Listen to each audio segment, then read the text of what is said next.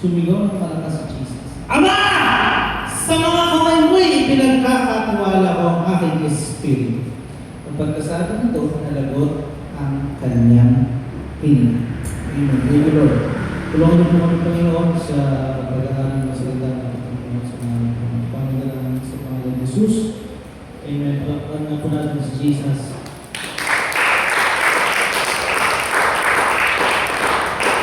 Amen. Salamat sa Lord dahil 7 lang ang last words. Kasi kung 8, bakit 8 dapat 7 lang? Kung 6 naman, bakit 6 dapat ay 7? Nakita mo ba yung cross natin? So, mamaya tatay tayo lahat at pipili tayo ng mga kasalanan natin. Joke lang. Pero lahat po ng mga kasalanan na yan ay kasama po yan sa mga napako na kasama ni Jesus.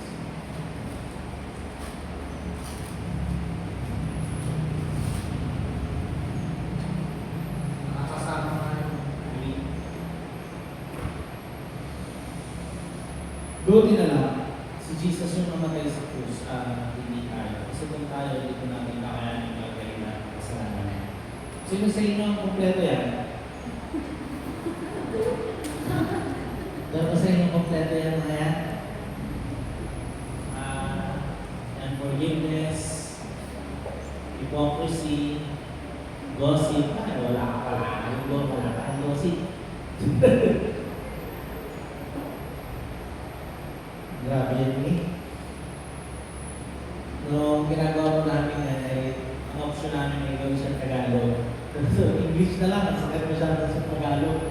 Tulad yung damang-dama. Pero yun talaga yun. Yung po yung ginawa ng Jesus para sa pagmamahal niya sa atin. Amen po ba? Amen po ba? Amen. Salamat po sa Panginoon. Kung pwede pa salamat sa Lord sa pagkakaroon natin na 7 last words. Would you agree na siguro feeling ko isa gusto mga consistent natin na ginagawa dito sa church yung 7 last words. We hear this every year. Kasi yung pito, yung mga sa ulat ng 7 last words talaga on the dot. 1, 2, 3, 4, 5, 6, 7 sa ulat natin. Yung iba sa ulat ng huli, into the hands of the Spirit. Para sa mga nagtatanong pa akin, meron pang pito kahit na it is finished na yung pang-anim. Ang sagot ng po dyan, kasi yung finish, hindi naman yung buhay, pero yung trabaho. Yung trabaho ni Lord tapos ni Jesus. Kaya it is finished. Hindi yung sinabi, I am finished. Hindi ko yun. So, dito niya sinabi yun na, Father, into thy hands, I commit my spirit. Buksan po natin ang ating mga Bible. May marami po mga Bible. Psalms 31. Thank you, Lord. Sige po, hihintay ko kayong mahanap niyo yung aklat ng mga awit. Kapitulo 31. Psalm 31. Nakita pa niyo na? Psalms 31. Sama natin sa prayer yung ating mga kapatid na nasa nakar o yung sila bukas. Inakal ko sila ng Panginoon sa kanyang pagkakas. Psalms 31, verse 1. Lumalapit ako sa iyo. Si David po to, si David. Si David po sa mulat. Lumalapit ako sa iyo, Yahweh, upang ingatan. Huwag mo sana akong ilagay sa kahihiyan. Parehas ba tayo ng version na binabasa? Yung mga naka-blue na Bible. RPTV po ito. Kung naka-up kayo. Yung version ito RTPV. RTPV 05. Verse 1 pa rin. Ikaw ay isang Diyos na makatuwiran. Iligtas mo ako. Ito ang aking kahilingan. Verse 2. Ako'y iyong dinggin. Iligtas ngayon din. Sana'y ikaw ang aking maging batong kublihan, matibay na kuta para sa aking kaligtasan. Ikaw ang aking kanlungan at sanggala, ayon sa pangako mo, akayin ako at patnubayan. 4. Iligtas mo ako sa nakaumang na patibong, laban sa panganib sa iyong mga anlong. Ang ganda, no? Nakarime din yung Tagalog. 5, sa iyong kamay, pinagkakatiwala mo ang aking buhay, at sa akin ibibigay ang iyong kaligtasan. Ikaw ay Diyos na mapagkakatiwalaan. 6, ikaw ay namumuhi sa mga sumasamba sa mga Diyos-Diyosang walang halaga. Ngunit sa iyo, Yahweh, ako umaasa. Matutuwa ako at magagalak dahil sa pag-ibig mong wagas. Paghihirap ko'y iyong nakikita, alam mo ang aking pagdurusa. 8 na po, di mo ako hinayaan sa kamay ng kaaway. Binigyan pa ng layak sa aking paglalakbay. 9, O Yahweh, sana'y iyong kahabagan, sapagkat ako ay nasa kaguluhan. Namamagana ang... Anong namamagana? Mata dahil sa pagloha. Sorry. Ano na yung pagloha? Buong pagkatao ko ay mahinang-mahina. Pinagod ako ng aking kalungkutan dahil sa pagluhay umikli ang aking buhay. Pinanghina ako ng mga suliranin, pati mga buto ko'y naaagnas na rin. 11 na po. Nilalain ako ng aking mga kaaway. Hinahamak ako ng mga kapitbahay. Mga dating kakilala ko, ako'y iniiwasan. Kapag ako'y nakasalubong, ako'y nagtatakbuhan. 12, para akong patay na kanilang nakalimutan. Parang silang gamit na hindi na kailangan. Maraming mga banta akong naririnig mula sa mga kaaway sa aking paligid. May masama silang binabalak sa akin. Ang plano nilang ako ay patayin. 14. Subalit sa iyo, Yahweh, ako'y nagtitiwala. Ikaw ang aking Diyos na dakila. Ikaw ang may hawak nitong aking buhay. Iligtas mo ako sa taga-usig ko't mga kaaway. 16. Itong iyong lingkod, sana ay lingapin. Sa wagas mong pag-ibig, ako ay sagipin. Sa iyo, Yahweh, ako'y nananawagan. Huwag hayaang malagay ako sa kahihiyan. Ang masasamang tao ang dapat na mapahiya. Sa daigdig ng mga patay, tahimik silang bababa. Patahimikin mo ang mga sinungaling, ang mga padalo, dating layunin, at mga matuwid ay kanilang mamakin. Kay sagana ng mabuting bagay, nalaan ng sa mga sa iyo'y gumagalang, nalalaman ang lahat ang iyong kabutihang loob, matatag ang pag-iingat sa nagtitiwala sa iyong lubos. 20 na po tayo, sa verse 20 na. Iniingatan mo sila at kinakalingat, laban sa balang ng tao masasama. Inilalagay mo sila sa ligtas na kumpihan upang hindi laitin ng mga kaaway. 21. Purihin si Yahweh, kahanga-hanga ang ipinakita niyang pag-ibig sa akin, nang ako'y nagigipit at parang lunsod na sasalakayin. Ako ay natakot, labis na nangamba sa pag-aakalang ako'y itinakwil na. Ngunit dininig mo ang aking dalangin, nang ang iyong tulong ay aking hingin. 23. Mahalin ninyo si Yahweh, kayong kanyang bayan. Mga tapat sa kanya ay kanyang iniingatan. Ngunit ang palalo'y pinaparusahan ng angkop sa kanilang kasalanan. Last verse. Magpakatatag kayo at lakasan ang loob.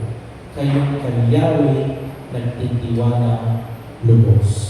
Amen. Sabi mo nga sa katabi mo, magpakatatag kayo at lakasan ang loob. Kayo kay Yahweh nagtitiwala lubos.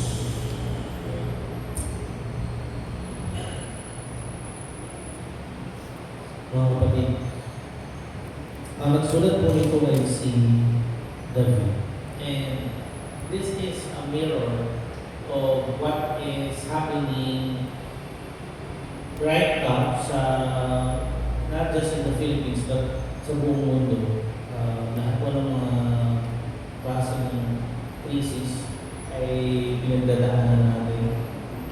Usually, ang nakikita lang or nasa balita lang may oil crisis. But more than the oil crisis, the morality crisis is really prevalent sa buong, sa lahat.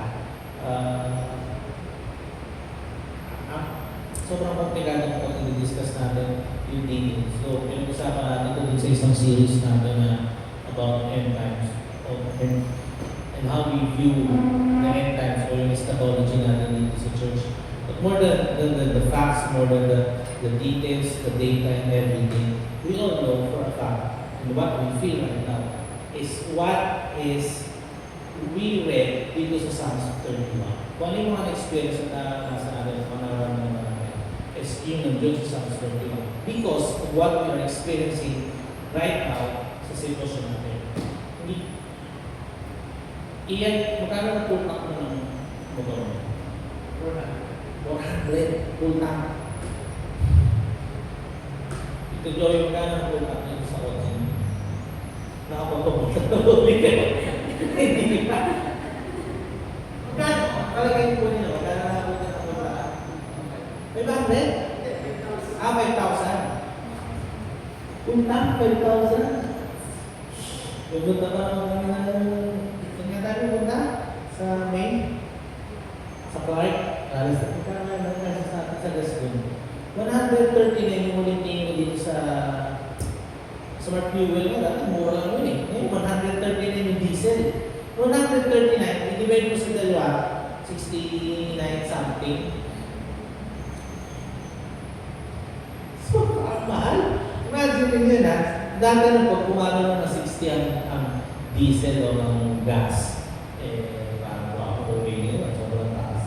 Ngayon, double na siya, gano'n na kalala, 95, 97, parang great ng mga baka ngayon yung presyo ng diesel, ng gas, unleaded at saka ng special. Gano'n mamahal sabi ko. Gano'n mag-dual eh. Kaya sabi nila, kapalo daw yung mga may e-bike kasi hindi. Sa ngayon, may effect din naman sa kuryente. Pagdating ng panahon, sa ngayon, hindi pa masyadong maganda kasi malaking stocks ng mga power suppliers natin. So, hindi pa masyadong maganda. Pero eventually, lahat sa market, gumagalaw.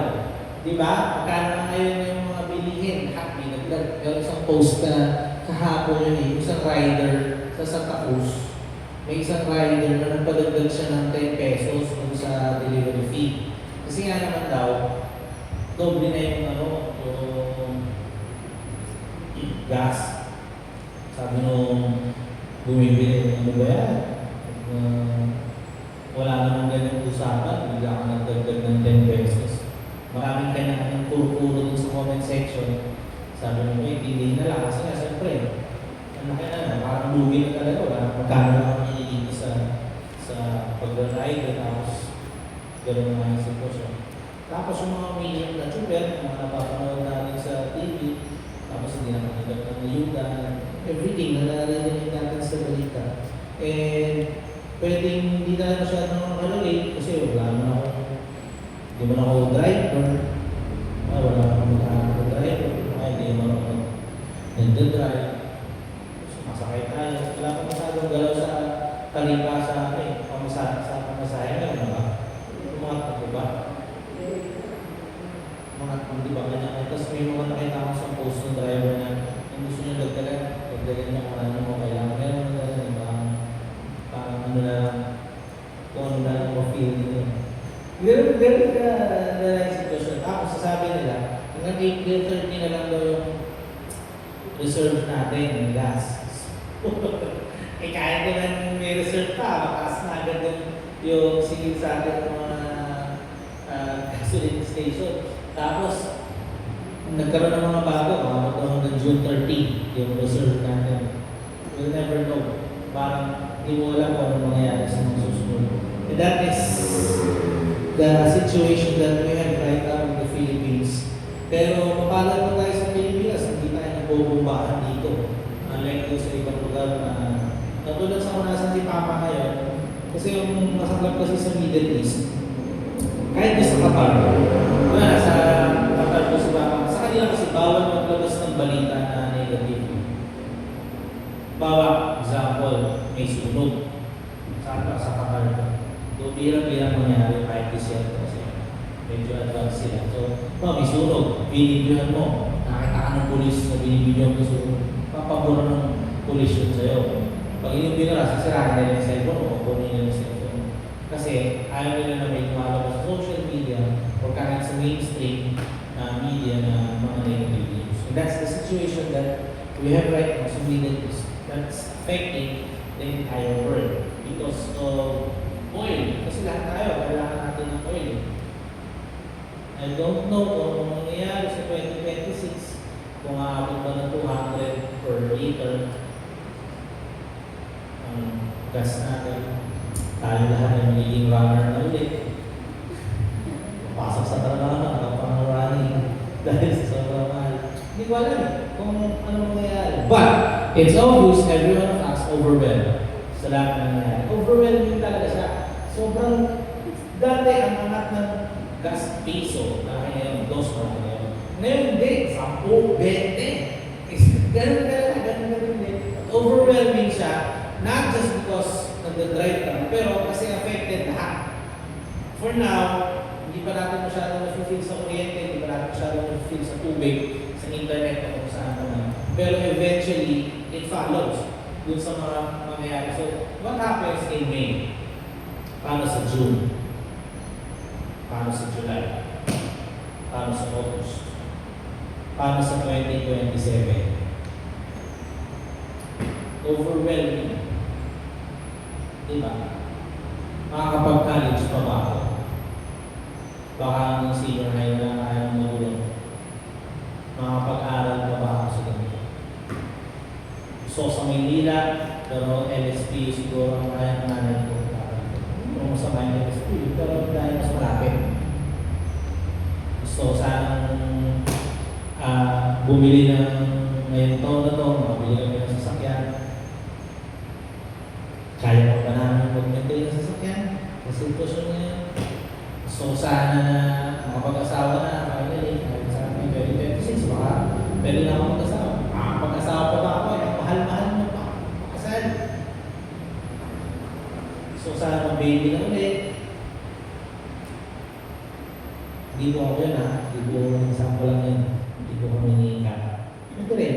Pero sample lang. Hindi na baby kasi. Kaya nga, marami tayo may mga gusto natin mangyari. Parang ang ganda ng sa plano. Pero, you will put into consideration what is happening right now sa society natin and sa economic situation of the entire Philippines and the entire world. So, what happens now?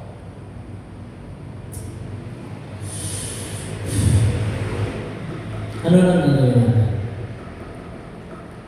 Knowing full well na ganito yung sitwasyon. What do we do now? It is a cry for desperation. What we read sa Psalms 31 is a Psalm of David. It's a cry for desperation. Sabi na David, Lord, hindi ko na gagawin ko. I'm overwhelmed. Napapalimutan ako mga kaaway ko. Tapos, ang gulo-gulo na ng sitwasyon namin. I am surrounded. Overwhelming. Yun yung pinaka-term doon, napapalimutan. Surrounded. Have you ever felt like surrounded ng problema? Naranasan mo ba yung ang problema ko hindi lang sa harap, pati sa likod, pati sa tabi? Sa mga medyo may karanasan na sa buhay, alam mo, naranasan nyo na yan. Okay lang kung ang problema mo nasa harap lang eh. Di ba may mga ganyan po, mga nanay-tatay na hindi ka naintindihan mo. Okay lang kung ang problema nasa harap lang eh. Kaya na, nasa harap lang ito eh. Pero alam mo, meron pa sa likod na nakakabangat, parang nakagalan sa'yo. May mga ganun pang ramdam eh. Parang ganun, wait lang, parang kahit maayos na itong problema to, parang may kasunod may nakabang. Buti nga kung kasunod. Ang masarap kung kasabay. Meron din sa kaliwa, meron din sa kanan, na hindi mo alam siya nagagaling. Surrounded. That's the desperation. Verse 1 and then verse 13 yun. Masahin nyo lang ulit pag sa bahay. However, I like verse 14 and then verse 18. Kasi, niremind ni David mismo yung sarili niya na kailangan niya magtiwala sa Panginoon. Bakit siya kailangan magtiwala sa Panginoon? Kasi ang confidence niya ay nasa Panginoon. That is from verse 19 and verse 24. Listen, bakit siya may tiwala sa Panginoon? Kasi naalala niya yung lahat ng ginawa ni Jesus noon. Prime example is yung interview ng isang hindi ko kasi alam kung ano yung sakong trabaho niya. I-interview siya randomly sa GMA. Sabi ng reporter, kuya, ano po masasabi niyo sa pinagdadaanan niya ng Pilipinas? Ano po gagawin natin? Taas na yung bilihin, taas na yung gas, taas na yung kontulingan. Ano po gagawin natin? Nag-aaway na, nagbubomba, nagigera na, papauwi na yung mga OFW. Kasi nga, delikado yung buhay nila. Ano gagawin natin ngayon? Tapos ganito yung sitwasyon natin, yung gobyerno natin, para hindi pa alam yung gagawin. Regardless of your views sa government, iba-iba. So ano gagawin natin ngayon? Parang ano po masasabi niyo? Sabi ni Kuya, sabi nahirap po. Pero kung yung pandemic na nakatawid tayo, ito po ba? Ganda nung sinabi ni Kuya. Ano bakit siya maganda? Kasi alam niya kung ano yung dapat alalahanin kaysa sa kung ano yung dapat pagtuloy ng pansin. Sometimes we forget about all the things that we testify. Ang inaalala natin ngayon yung worries. Nalimutan na natin, di ba tumating tayo sa punto na tinawag tayo para mag-testimony, gusto ng testimony. Salamat mo sa Lord kasi out of nowhere, pinarobay ng Lord yung needs ko. Nalimutan mo na yun! Nag-testimony na ng gano'n. Mga kapatid, huwag natin kalimutan yung lahat ng ginawa ng Panginoon noon. Kasi yun yung bibigay sa atin ng confidence na tawarin yung lahat ng pinagdadaanan natin ngayon. Amen. Ulitin ko ba yung sinabi ka? Huwag natin kalimutan yung lahat ng ginawa ng Panginoon noon. Kasi yun yung bibigay sa atin ng confidence para tawarin yung pinagdadaanan natin ngayon. Amen. Amen po ba? Sabi ng isang sa family night ko, sa Santa Cruz, nalimutan ko kasi yung nagsabi. Sumama ba yung sabi sa family night sa Santa Cruz? Hindi si Tita Ella, hindi rin sa mga may. Basta sa family night sa Santa Cruz. Na may nagsabi na dati nun, ang liit lang daw ng sahod niya. Tapos, nabili naman niya yung lahat ng kailangan niya. Tapos ngayon, yung sahod niya, parang feeling yung malaki na. Tapos sakto lang din sa lahat ng kailangan niya. So parang anyway, yung nanatanggap mo is enough ng provision ng Lord kung ano yung talagang needs mo. Kasi sometimes, we look for sobra para magawa natin ng mabili natin yung mga bagay na gusto natin mabili. Forgetting na it's all about God's provision in any situation. Kasi for example, bigyan ko example sa amin na ako po ay walang kinikitang pera para sa mga pangangailangan namin sa bahay o sa pamilya namin. Minsan may nagpapagawa ng t-shirts. Meron pa lang nagpapagawa ng t-shirt ngayong March. Bibigyan namin siya ngayong April 1st week. O yun. Finally, may pasok na ako. Minsan may bumibili kape. Buy ka. Sikat na nakasagbenta ng pastillas. Lalo sa mga trabaho niya. May mga gano'n. Mapasok na naman. Minsan may bumibili na tapos minsan wala lang, mag-chat. Pastor, ito po para sa family. Pero wala akong inaasahan na tayo na sweldo sa church. Wala sweldo sa church. Walang sweldo kahit sa sabi ng iba, dapat ikaw kasi dapat may sideline kayo. Kasi para kumita ka din kayo. Yung tao na nagsasabi na dapat may sideline ako, siya din yung tao na nagsasabi na magtatrabaho ako, ito, pastor ka. Nago talaga na dumitigil. Kung nagtrabaho ka, sabi, wala kang tiwala sa Panginoon, nagpo-provide yung pangailangan. Tapos kung wala ka ng trabaho, kung nakatrabaho ka, asa ka lang. Saan ka umasa? Saan ka lugar? Kaya vlog na lang ako. Speaking of vlog, kaya pa ito kasi biyaya din ng Panginoon. Itong March, na-approve yung dito, may monetization kasi sa Facebook, di ba? Meta sa Meta. May monetization sa Meta. Yung monetization sa Meta, ibig sabihin, may kinikita yung pag nag-upload ako, up ng video, ng picture, ng kahit text, kahit post lang. May ano yun, mga sentimo yun, ganyan. Tapos, nitong March, sabi, approve na daw yung pwede na daw mag-monetize. Tapos, approve na rin yung bangko. So, dadaan na sa bangko yung, alam niyo po, testimony ko ito ngayong March. Nung unang-una, parang unang-unang sweldo kay Facebook. 2,000 plus. 2,000 plus. Sabi na, 2,000 pesos may higit. Kaka-post ko lang ng minsan wala ka nanonood sa mga pinapost ko. Pero kung nanonood po kayo, maraming salamat. Hindi nyo i-skip yung ads, maraming salamat. Lahat po yan yung pupunta sa mga yung iba nga nasi-share ko. Salamat po sa Lord. Hindi naman pinopromote po yun. Kung gusto nyo lang. Ang point is, hindi ko rin alam kung saan nagagaling promotion kasi kung saan. Kung yung problema kung saan nagagaling, mas lalong higit yung biyaya ng Panginoon. Para tugunan yung lahat ng mga Panginoon. Amen po ba? Kasi it doesn't show na though marami pa kami kailangan tapusin na utang ika for 2026. Pero salamat po sa Panginoon gabi yung provision ng Panginoon na hindi ko rin kasi I always pray na sa Lord, bigyan ko naman ako ng pera kasi ganito. So kailangan ko ng pera kasi ganito. And then na-realize ko na, wait lang, ipinipray ko baka hindi talaga yung gusto ng bigyan ng Lord.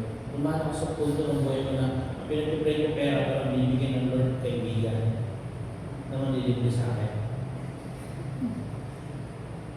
Totoo. Mali lang yung prayer. Ano yung kasi mo? Answered prayer ka pa din. Iba lang yung form. Magigets yun niya. Pag uwi sa bahay, magigets yun. Answered prayer ka pa din. Iba lang yung form. Kasi ang expectation mo, ang form, ganyan. Eh, iba pala yung form na hihingin mo. Pakabulin ng Panginoon. Grabe, kinabenta ko sa inyo, nagsibu kami, ang tama namin kinain ng masasarap. Grabe talaga. Yun na ang pinakabusog ko na pagpunta namin ng Cebu. Yung pagpunta namin ng Cebu, yun ang pinakamaliit na pera dala ko. Every year kami pupunta ng Cebu, di ba? 2026, March, second week. Pupunta kami ng Cebu, ang dala kong pera, 5,000. Kami ikat na yun, 5,000 lang. Yung 5,000 na yun, ano yun, kasama na lahat doon, pamasahe. Mahal ang pamasahe. Magastos talaga siya. Pero yung 5,000 lang na dala ko, di ba? Pinakatalo ko na kain. Kasi pinigyan kami ng Lord ng mga kasama. Na hindi kami pinagbabayad tuwing kakain. Order kayo ng gusto nyo. Sabi ko, yo, wala. Busog na ako. Kasi provision ng Panginoon. Amen po. Kaya ako po kinukwento. Kasi gusto kong makita nyo, yung heart ni David, nung sinabi niya yung Psalms 31. At anong koleksyon ng Psalms 31? Doon sa sinabi ni Jesus, into thy hands, I commit my spirit. Buksan nyo ulit yung Psalms 31. Tinan mo yung verse 5. Likely, pabasa ka na. Nandiyan ba? Sorry, wala ka na pala. Si Kichi, ano sabi ng verse 5? Kaya mo bang magbasa ng malakas? May boses ka na, Kichi. Ibibigay ko sa iyo ang buhay ko, ikaw na ang mahala. Iligtas mo ako, Lord. O Diyos, tapat ka at maasa. Simple yun, binibigay ko sa iyo ang buhay ko, ikaw na bahala. Sa verse ni Jaira, ano sabi dyan? Sa verse 5. Sa iyong bahay, nagkakatiwala ng aming buhay at sa aking ibibigay ang iyong kaligtasan. Ikaw ay Diyos na mapagkakatiwalaan. Sa iyong kamay, binibigay ko ang aking buhay. Parehas ng Luke chapter 23, verse 46. Bakit parehas? Listen, mga ibumay din. Ang Psalms 31, I want you to get this. Ang Psalms 31 ay prayer ng lahat ng Hebrew kids bago sila matulog. Ulitin ko yun ha. Psalms 31, kung ikaw ay Hudyo na bata, bago ka matulog, ang i-recite mo, Psalms 31. Sa Hudyo, lagi silang may mga prayers. Marami lang sa Ulado, manood po kayo ng mga panalag, lalo sa The Chosen. Sa The Chosen, ang dami nilang prayers, di ba? Tapos sa Ulado na lahat yun. Natural sa kanila na pag may gawa, si Lyrie, nagsimula siya, susunod si Jaira, susunod siya, lahat yun, sasabay-sabay. Kasi bata pa lang, tinuturuan na sila. Wala silang formal school. Alam nyo, ang schooling sa mundo, parang sa mag-explain. Sa kultura ng Hudyo, ang tuturo, tatay. Walang wala silang form. Kaya yung rabbi na tinatawag, guro, sinusuga sila ng mga magulang nila pag may nakita silang rabbi na legit. Kasi sa kanila, wala talaga nagtuturo. Ang nagtuturo, magulang. Kapag hindi ka tinuruan ng magulang mo, kawawa ka naman. Kaya ginagawa ng mga magulang, pinipilit nilang may turo, yung mga dapat nilang may turo sa kanilang mga anak. And part of pagtuturo is yung mga prayers. Itong Psalms 31 is a prayer before sleeping. Bago matulog, lahat ng Hudyong bata o batang Hudyo ay sinasabi ng Psalms 31. Hindi nasa natin yan. Bata ang nasasabi niya. Tapos yun yung pinakil. Psalms 31 verse 5. Into thy hands I commit my spirit. Ang ganda. Yung sinare ni Raizel kanina. Sorry, bumay talaga yung yung sinare ni Raizel kanina.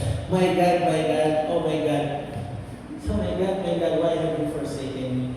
And separation yun kaya tawag na my God pero ito yung restoration. Father, into thy hands I commit my spirit. Ang ganda diba? From separation, dahil na-fulfill naman yung trabaho, meron ng restoration. Father, into thy hands I commit my spirit. It's like saying, Lord, everything is unstable, pero nagtitiwala ako sa'yo.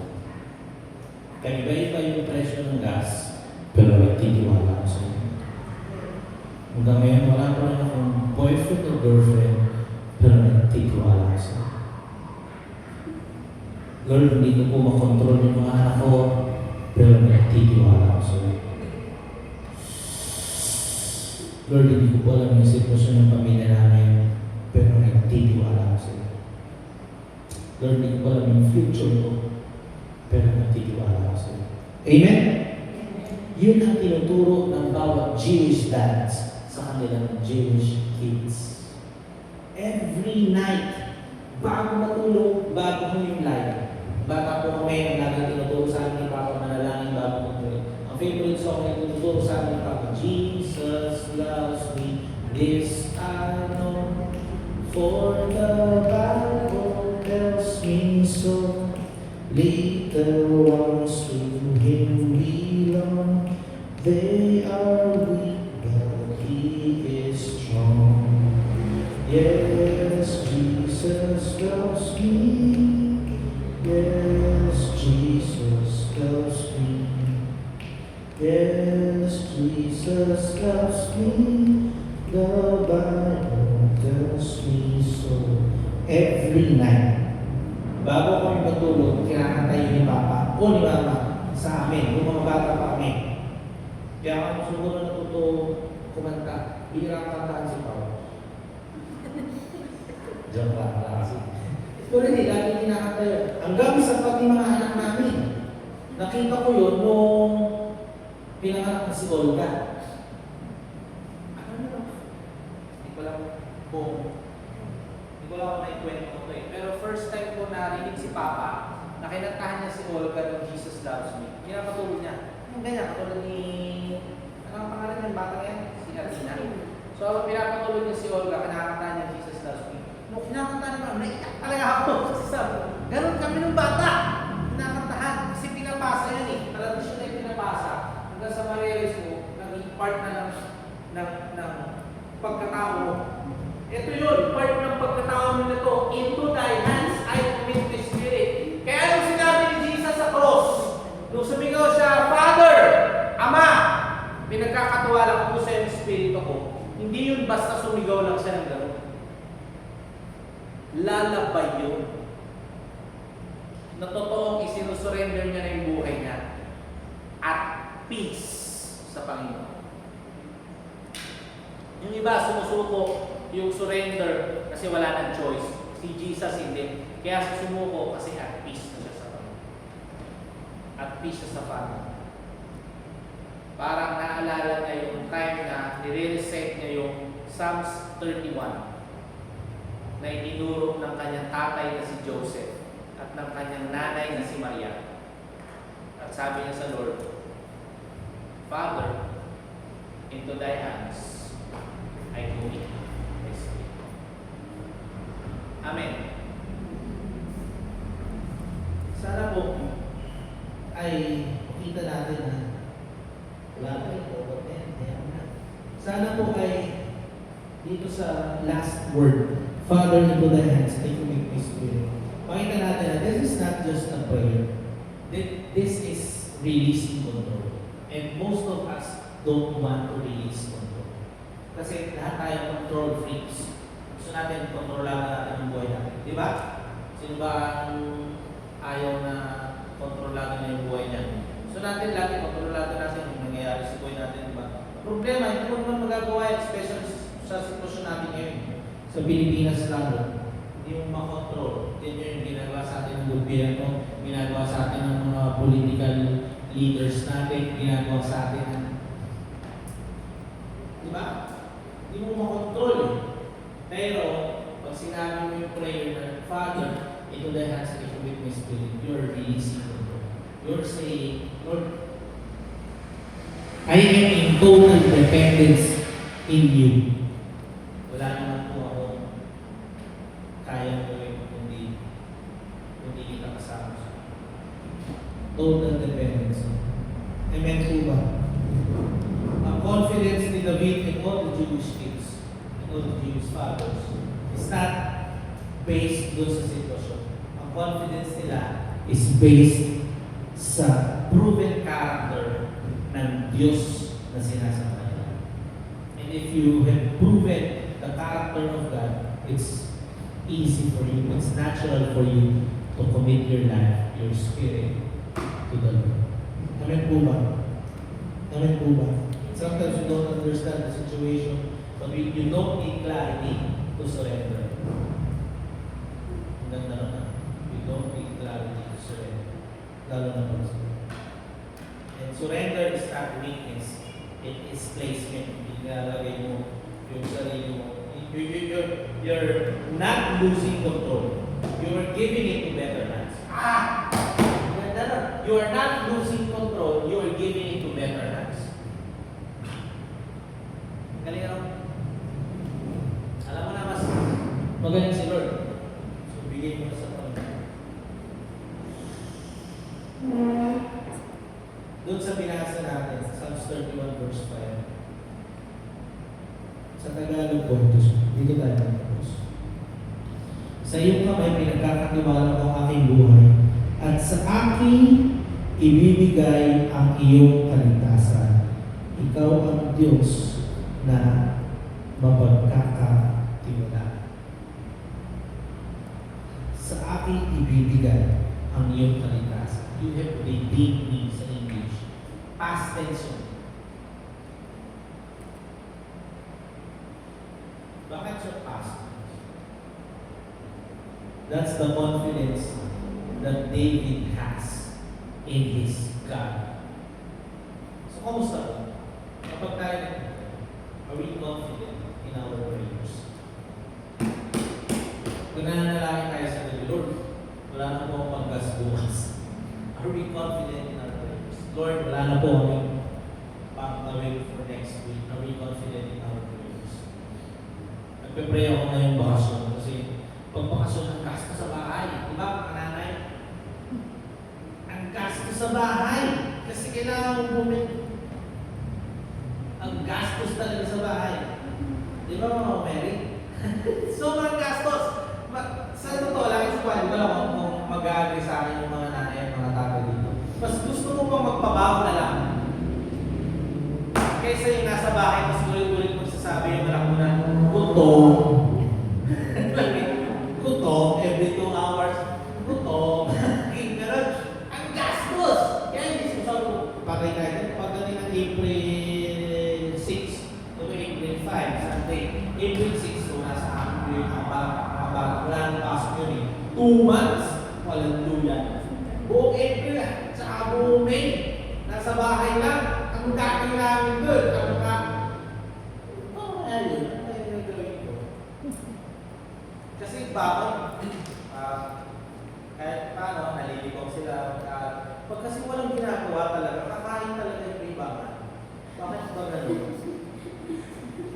Ba't gano'n rin? Pero nagiging ibig sabihin, so napakagastos na, napaka-burden na itong gagawin. Tapos ganito pa yung sitwasyon, ganito pa yung ganyan. Wala. Sobrang taas nung bilihin. Tapos wala namang adjustment sa sweldo. Di ba? Alam mo, di ba? Wala namang nangyari adjustment sa sweldo. Pero maaasahan mo, okay. Ano, pakainin natin ng damo yung mga bata. Ano ba yun? Sugat mo na lang sa damuhan. Kumain ka kayo ng damo. Wala na tayo pakain. Hindi naman pwedeng gano'n. Alam mo bakit ako confident? Bakit pinatawanan ko lang po ito? Hindi dahil sa pagyayabang. Pero kaya ako po ito confident na hindi ako kabago sa April at May. Even pagpasok ko sa June. Mag-asap din, pagpasok ka tayo dahil April. Kaya ako confident. Kasi 2026 na. 2025, tinawid kami ng Panginoon. Na lubog kami sa utang. 2026, hindi na kami ganun kalaki. Kailangan kaya, hindi pa ba kami tatag na doon? Diba? Yung asawa ko ay may worry siya na mawala ng trabaho. Kasi di ba nagtatrabaho siya, kaya hindi siya proud sa pinagtatrabaho. Di ba na nasasabihin? Pero nag-aalala siya na baka mawala na talaga sila ng trabaho. Kasi wala sila ng business permit. Tsaka pinapalayas na sila sa Santa Cruz. Yung kumpanya, hindi sila. Unfortunately, wala namang option yung dati pinagtatrabaho na i-retain sila o gawin sila. So, sabi ko nga sa akin, bahala na. Kung ano bigay ng Panginoon, kung wala ka ng trabaho, di wala. Sigurado naman hindi tayo kukulaan ng Panginoon. Bakit? Kasi hindi naman tayo pinagkulang ng Lord. Bakit pa na tayo kukulaan ngayon? Amen. He is the same yesterday, the same today, and will ever be the same tomorrow. Amen po ba? We can confidently pray. We can confidently declare. We can confidently say, Father, into your hands I commit my spirit. Amen. I hope na yung oras bago tayo tomorrow. Nagkaroon tayo ng confidence sa lahat ng remembrance natin. Ulitin ko po yun na, your confidence will come from your remembrance. Now, if wala kang remembrance, ang confidence mo nasa ginawa ng Jesus po sa cross. That's your best remembrance na kahit kailan hindi ka papabayaan mo. Regardless kung ano maging sitwasyon. Ibig mo sabihin yan, wala na tayong gagawin, tinuturuan ba tayo nito maging tamad? No. Tinuturuan tayo nito maging good steward. Regardless kung ano dumating sa sitwasyon, hindi tayo sa sitwasyon nakatingin, kundi sa Diyos na may hawak ng buhay natin. Tayo pa lahat itatayo, tayo po lahat ay pananalangin, at tayo po lahat ay magpukumit ng buhay natin sa Panginoon ngayong mga sulit.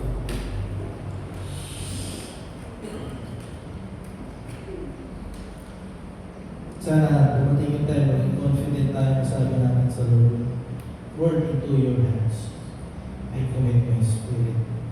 I hope and pray. Palawigin, palalingin ng Panginoon yung trust natin sa Lord. Sabi ng Proverbs chapter 3, verse 5 and verse 6, trust in the Lord with all your heart and lean not in your own understanding. In all your ways acknowledge Him, and He shall direct your paths. Mga kapatid, kahit anong magdaanan natin, ngayong 2026 or even beyond, alisin natin yung pag-aalala at pag-aanan ng pagtitiwala sa Panginoon. Sapat na ang pangalan ng Diyos. Sapat na ang ginawa niya din sa krus. Amen po ba? Amen. Close your eyes and talk to Jesus right now. Talk to the Lord right now. Whatever it is that you want to say to the Lord, kahit worries siya, sige lang, welcome yan sa panan ng Panginoon.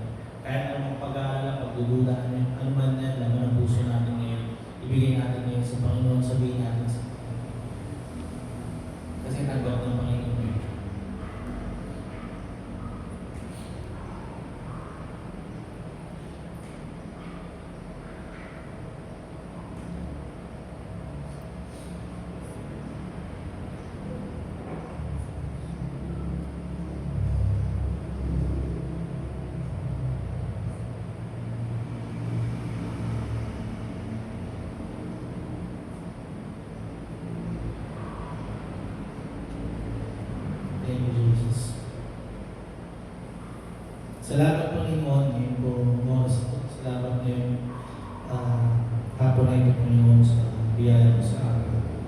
Salamat Panginoon sa assurance, Lord, na regardless of circumstance, regardless of anything that we are facing right now, we are reminded of everything that we've been through. Dun sa mga bagay na yun, you were with us. You did not leave us alone. You carried us through. Your goodness, Lord, and your mercy. Hindi lang po ito basta mga ideologies, pero literal na experiences namin ito sa aming mga buhay. And because of those remembrance, we are confident, Lord. We are trusting you when we say and when we pray. Father, into your hands we commit our spirits. Just like Jesus, Lord, this is not a surrender na walang optional. This is a surrender of peace. This is a lullaby. This is a surrender, Lord, na we will have a good sleep at night. This is a surrender, Lord, na punong-puno kami ng kapayapaan kahit magulo yung paligid namin. This is a surrender, Panginoon, na ang confidence namin is not just in our abilities, not in our gifts or our talents, Lord, even not in our resources or the things that you've given us, trabaho, kayamanan, anything, Lord, na biyaya mo sa amin, na hindi doon yung confidence namin. Bagkus, nasa truth, Lord, na ikaw mismo yung truth, na ikaw mismo yung way, ikaw mismo yung life, ikaw, Panginoon, magtatawid sa amin sa lahat ng pinagdadaanan namin. Thank you, Jesus, for this message. Thank you, Lord, for this remembrance, Lord. And hayaan mo po na pabigyan ka namin papulit pagsamba sa paraan, Lord, ng pagsuko namin. We honor you with our lives. In Jesus' name. Amen. Ngayon po oras na